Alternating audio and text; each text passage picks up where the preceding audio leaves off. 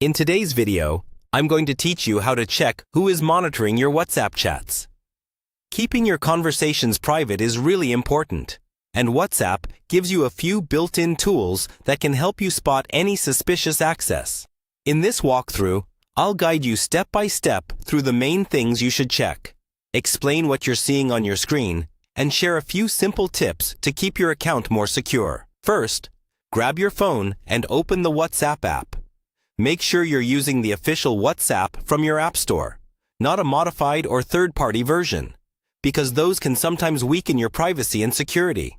Once WhatsApp is open, the main place you want to check is called Linked Devices. This is where WhatsApp shows every computer, browser, or secondary device that has permission to access your chats through WhatsApp Web or the desktop app. To find this, tap on the menu inside WhatsApp. On many Android phones, this is the 3 dots in the top right corner. On iPhone, you'll usually tap Settings at the bottom of the screen. Look for an option called Linked Devices. Go ahead and tap that.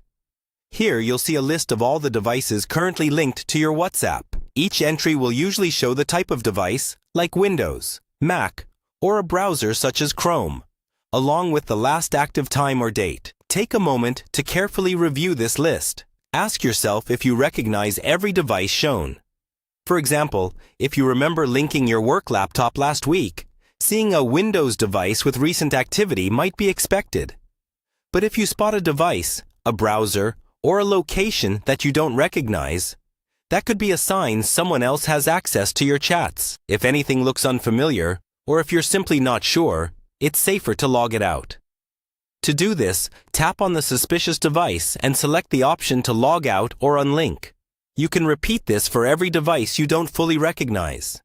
If you want to be extra careful, you can log out of all linked devices and then only reconnect the ones you actually use. After you've cleaned up your linked devices, it's a good idea to strengthen your security settings. Still in WhatsApp, go to Settings, then Account, and look for two-step verification.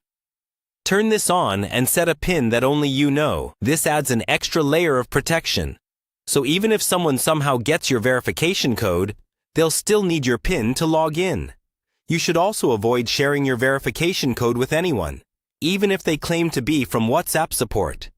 The company will never ask you for that code.